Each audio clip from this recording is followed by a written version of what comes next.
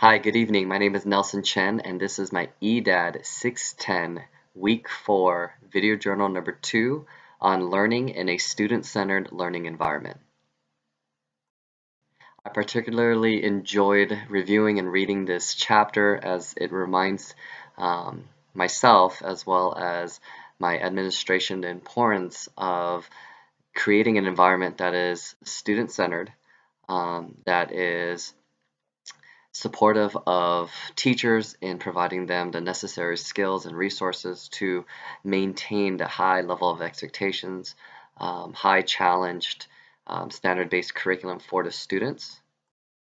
I really liked how Kaplan and Owing defines a student-centered learning environment is the sum total interactions of the school culture, climate, people, and behaviors that protect every child's physical and emotional safety and personalized education. And although my school isn't perfect in all its academic endeavors in maintaining and supporting a student-centered learning environment, it does a very good job, I believe, academically in providing the support system as well as the intervention programs for students that may be struggling. But as I continue on in this journal, I'll explain where we have deficits in lacking the social emotional component in providing that type of safety, so to speak, for our students. So as I compare Kaplan and Owens' definitions of academic supports, as well as looking at it and how it effectively is integrated to my school, I do believe that we do connect students to the curriculum. I definitely believe that we provide differential instructional support for our social economic disadvantaged students, our EL students, as well as our foster kids. We do have a affluent community with very high expectations, but as I'm learning as a new admin, we have to be very careful in the terms of equity, what we are consistently celebrating on our campus. So although, again, in past journals I've been able to explain our graduation rate is very high at a 99.6. Our AP passing rate for our students is at 87%. Our IB students, again, excel, passing at 100%, getting an IB diploma. We definitely have several programs for all students on campus, for AVID, for STEM, for CTE, and other avenues that really allow our students to be prepared college and career, as well as meet the graduating requirements. And several, obviously, our classes are A through G approved. I also believe that our teachers do a very good job in promoting learning. I know that they have, their own pride, so to speak, wanting to be the best teacher on campus, and providing that type of service for our students. But I know that our admin has to do a better job in making sure that we shuffle the type of classes that our teachers are teaching so that all students have an opportunity to have that that experience with every teacher that they want to learn from.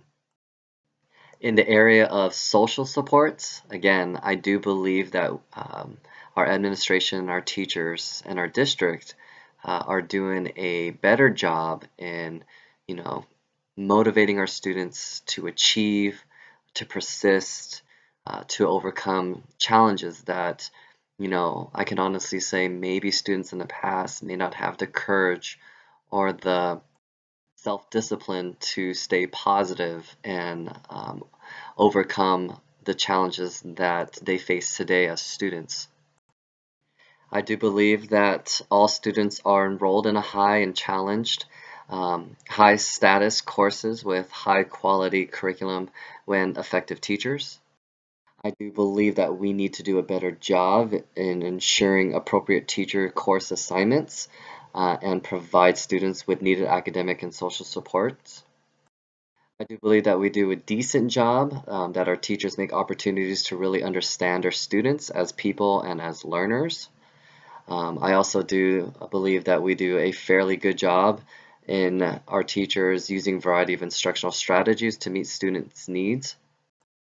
I think majority of our teachers routinely relate their subjects to students' personal interests and life experiences, making them relevant in ways that facilitate student learning. Um, I know several of our teachers do a very good job in investing into our students. I know I did as a teacher, and finding the true reward in seeing the growth of that individual, not just academically, but personally and socially, becoming men and women in our community and giving back to our community.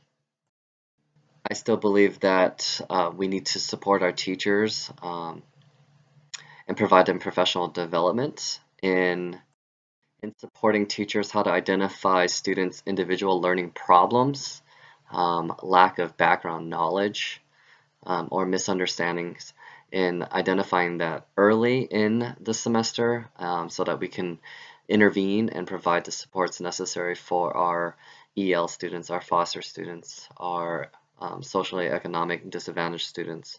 Again, our teachers do a fairly good job in, doing what they're capable of doing, but I continuously believe that providing the professional development, the appropriate support for our teachers to stay knowledgeable and open-minded, and communication and in meeting the needs of every student in their class sitting in their seats.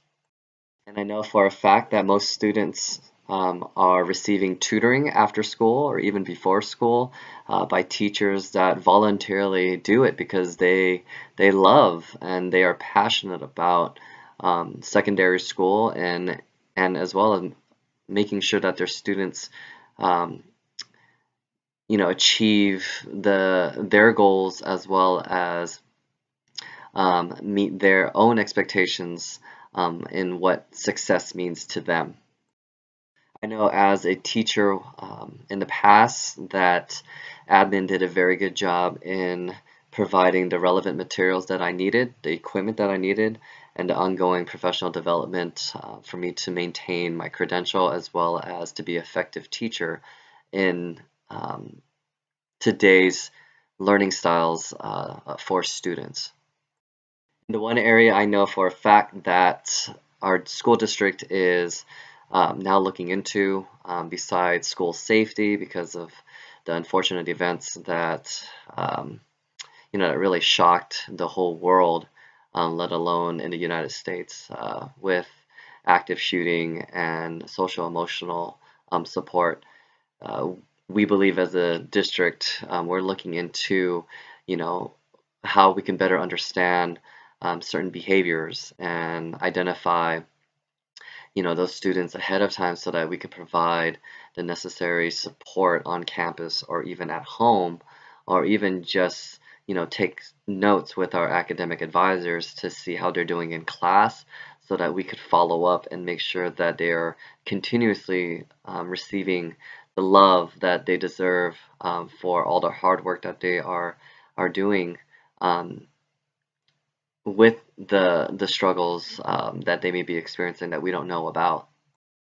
So as I begin to wrap up this video journal, I know for a fact, even after the interview assignment for CP1 with my principal, that being an effective leader on campus, whether that is a principal, um, a different administrator on campus, an academic advisor, a teacher, any sort of mentor towards students, it's all about relationships, and the relationships that we establish, hopefully, again, majority of our teachers are leaving a positive impression in these vulnerable children's lives so that they can continue to grow and not necessarily build walls, but break down walls that society seems to continuously push through social media of the negativity things that are going on.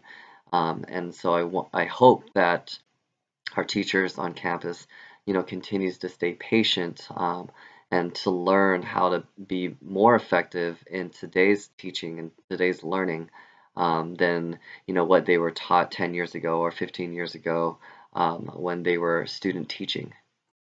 So lastly, do I believe that my teachers genuinely care about their students and show interest in ways that students understand, see, and feel? I do. I see it on a daily basis as I go visit teachers in classrooms to do observations, as I write them in their yearly evaluations and summative evals that I submit to the district. Do I see our teachers show their interest in students outside of the classroom?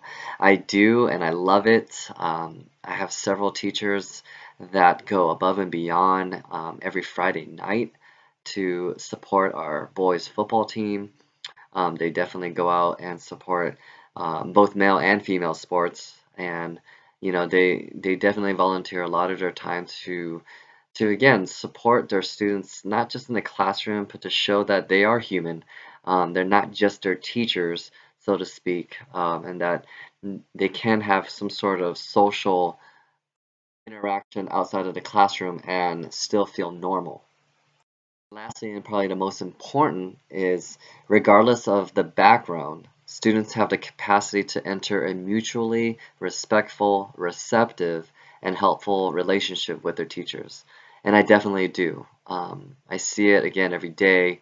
It's something that I do my best to practice as a new administrator now, but I definitely attempted to practice every single day to the fullest when I was a teacher in my classroom.